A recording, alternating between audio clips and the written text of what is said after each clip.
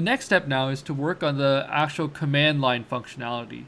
So being able to add, edit, and remove, and even move cards by just typing in keywords like move B to in progress. So let me go ahead and think about how I want to approach this, and then I'll come back. I think there's like three major parts to this. The first one is I want to be able to search through my tasks. I want to be able to add, edit, delete, move, and open tasks.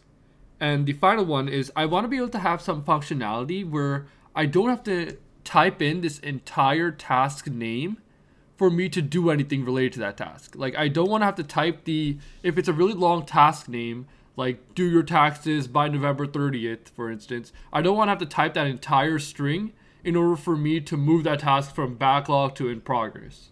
So let me go ahead and get started on that, and I'll be right back.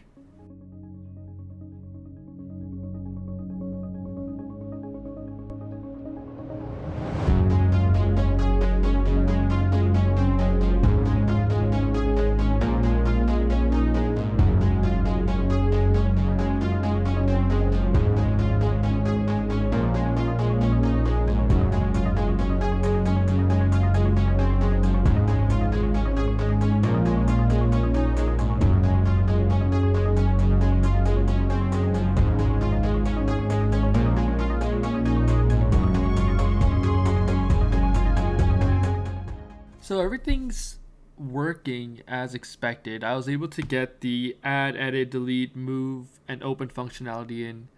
However, when I make the changes, they don't update in the UI right away. So to give you an example, I have /E for edit. So I can edit 5 and I can make it hello world. And if I hit enter, you can see that this does not change to hello world right now. But if I hit refresh, and I go back to the item, you can see it changes to hello world. So the database is changing, it's just not showing it on the UI. So I need to go ahead and figure out what I need to do so that everything updates right away. I'll be right back.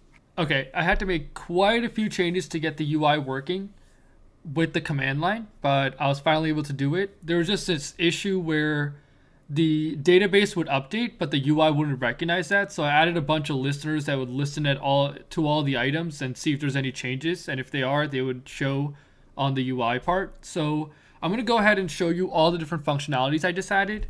The first one I added was the ability to add an item. So all you do is /A. All of the commands start with the slash. So I do /A new item. And then the next command I have is the ability to edit it. So I can do /E to edit. And then I give the task that I want to edit. So this would be 2. And then I give it a new name. So new name. And you can see that the name changed. I have also added the ability to move the item. So I can do /M. And then the item I want to move. And the column I want to move it into. So I can do in progress. And it moved the item. Then I have the ability to also open the item by doing /O. And then the item I want to open. That's open it. And then I can go ahead and do whatever I want here. So I can go ahead and again /add. Item inside 2. There you go.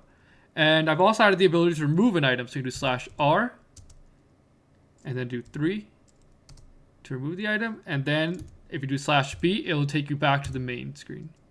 That is not working for some reason. Let me check again.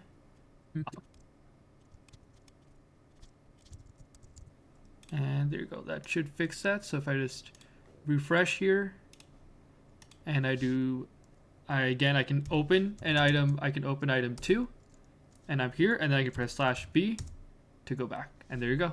That works too. So this is working tremendously. I'm really enjoying, and I already see benefits to having a command line interface like this.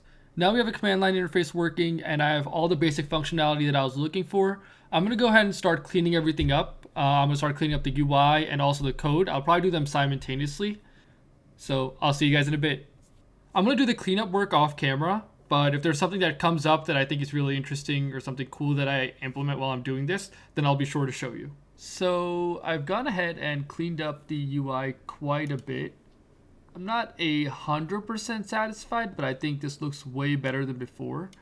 So let me kind of show you what I have here. So The menu is a little smaller. I shortened down the distance so it looks a lot cleaner. I also changed the font. I'm not 100% sold on it just yet, but for now I think it'll do. I moved this to the left, and I also moved this down to the right, whereas it was on top before. That was definitely not intentional. Then I added. So if you click on it once, it opens the editing, so you can edit the content, the board name, the due date, which is not editable, but you can use this thing right here, and then select the date and press OK. And you can also set the priority, and then you can press save. You can also delete from there. For this, I'm still working on this menu, but it's almost done. You can set the color. You can select your color here, like it says red, and then I can save that. Other than that, I've also disabled the remove button when there's an item inside of the column. So you can see that it's not there, but it is available here. Something that's been getting a lot of craze recently is ChatGPT. And I think I have a use case that I want to try seeing if I can use it for. So I'm making this editing backlog so you can edit the columns dialog box. And I want to give a bunch of color options here. And you can see I have these color options. I created this array, but it's getting pretty tedious to go through and look through all these colors and then select one that's not already here. So I'm going to see if... I would say it's a pretty simple task. If ChatGPT can solve this for me and just give me the value, so I can just copy and paste that array. So the prompt I'm using is give me an array of 20 different colors as code in the Dart programming language.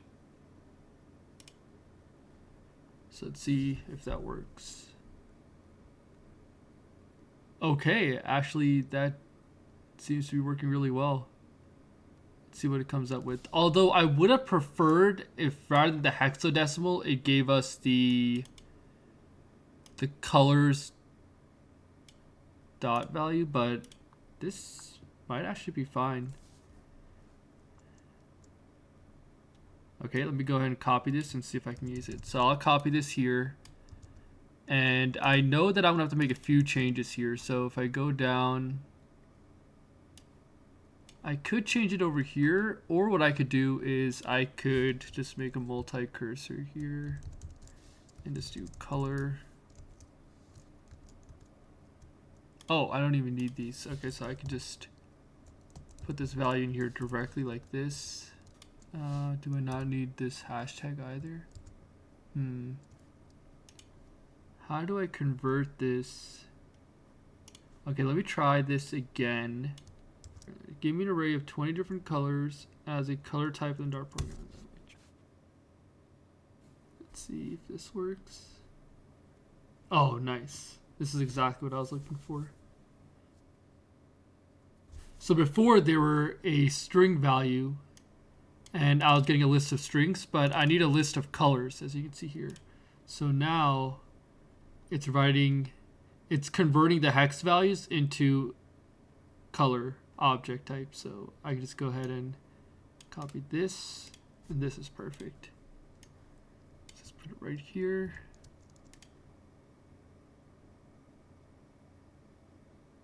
Oh, interesting. Did it actually just give me the wrong code though? Oh, oh no. Okay, so this is not even a function inside the color class apparently. So check. Yeah, that's pretty interesting.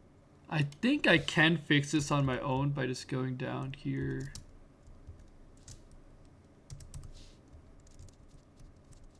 Does that work? Oh, okay, that works. So I just need to go through here. Okay.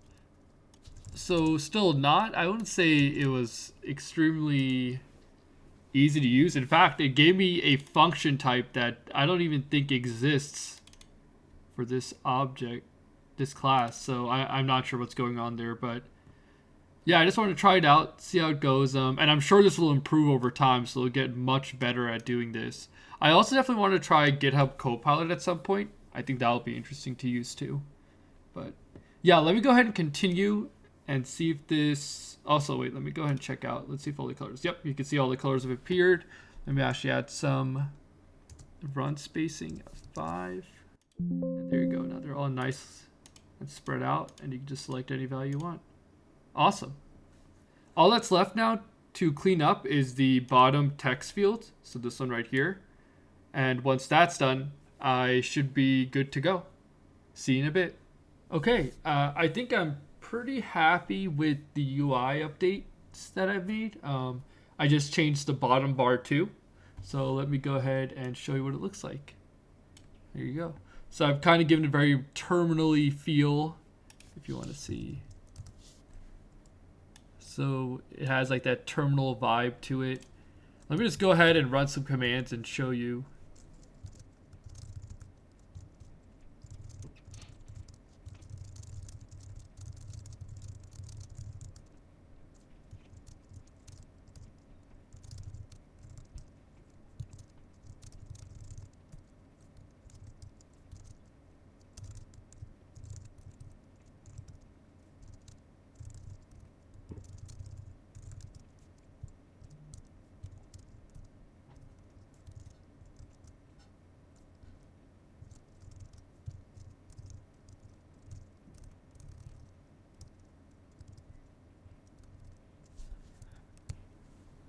And there you go. So I did some research and I found out how to package my project up so that anyone can install it. I used this application called Eno Setup Compiler to create an installer. So I can go ahead and click on this. It'll ask me to give it permissions and that it doesn't know the publisher. That's fine. I can go and browse. Let me save it to my documents for now. Click next. I will create a desktop shortcut and then I'll install.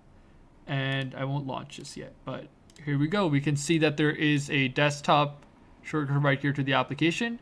I definitely will be replacing the icon at some point, but for now it's just a default Flutter one. If I click on this, it opens, and there we have it. We can go ahead and move it around. We can resize it, and I can go and start adding items like item 1, item 2, and then I can open an item.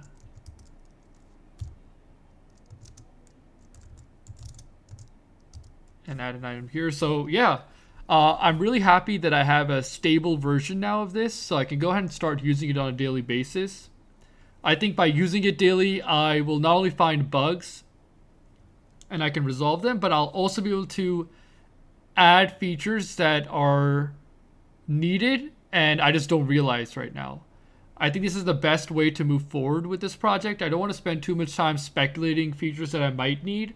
I'd rather just figure it out by almost doing a live testing scenario. Thank you all for watching. If you enjoy this kind of content, please make sure to subscribe. See you all next time.